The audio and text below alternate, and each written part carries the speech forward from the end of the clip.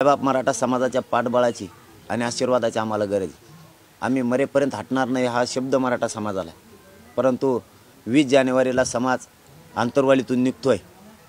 जरी पहिल्या टप्प्यात आम्हाला कळलं, आमच्या कानावर कुणकुण आलेली की पहिल्या सुरुवातीला थोडे राहणार आहेत, लोक कुठं कुठं येणार आहेत याचं सुद्धा लोकांनी लोकेशन जोडलेलं आहे. जसं जसं पुण्याच्या आसपास येईल त्यावेळेस 2-2 करोडचा आकडा सुद्धा क्रॉस होणार. जे जजमेंट दिलेत शासनानं, जे लेखी गणितं केलेत यांचे पूर्ण गणित कोलमडून जाणार आहे. गणिताचं पूर्ण गणित बिघडून जाणार आहे यांचं, की जे दिल्यात.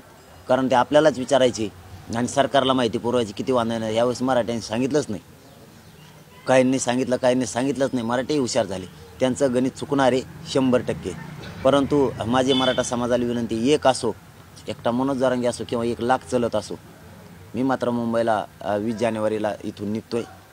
महाराष्ट्रातल्या मराठा समाजाला शक्य असेल त्यांनी सगळ्यांना मुंबईकडे या, कारण एवढीच संधी आहे मराठ्यांचे लेकरं मोठं करण्याची. ही संधी सोडू नका. आता माझी शेवटची पुन्हा मराठा समाजाला एक विनंती की आंतरवालीत जे येणार नाही आहेत त्यांनी वाटा लावण्यासाठी या.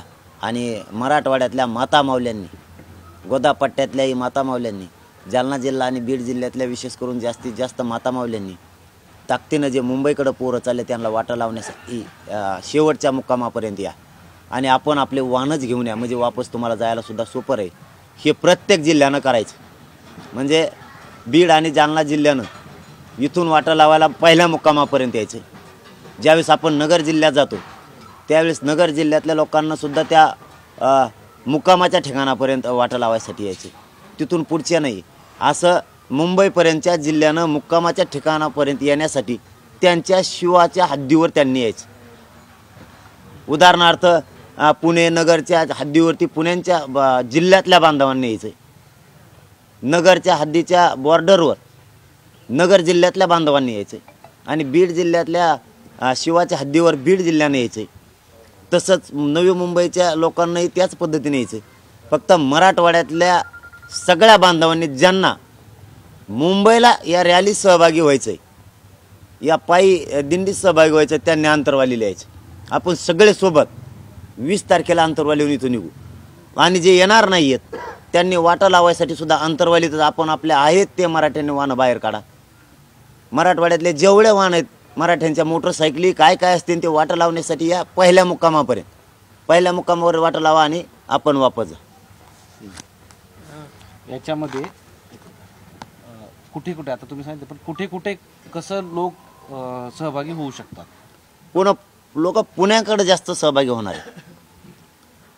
म्हणजे करोडोचा आकडा तिकडं क्रॉस होणार. परंतु काही मराठा समाज असा आहे की मी शेवटी नाही, मी पहिल्याच दिवशी सहभागी होणार आहे, असं मराठा समाजाचं काहींचं म्हणणं आहे. मला या आरक्षणाचा विजयाच्या लढ्याचं साक्षीदार व्हायचं आहे असं त्यांचं म्हणणं आहे. मला या लढ्यात मी सगळ्यात समोर होतो किंवा मी सगळ्यांच्या पाठीशी खंबीर होतो, म्हणून मला 20 जानेवारीपासूनच या आंदोलनात सहभागी व्हायचं आहे. असा आकडा खूप मोठा आहे की शेवटच्या दिवशी तिथं जायचं, शेवटच्या मुक्कामाच्या दिवशी. आणि महाराष्ट्रातून प्रचंड मोठा ओघ शेवटच्या मुक्कामाच्या दिवशी येणार आणि मग ते सगळेचे सगळे मुंबईकडे जाणार.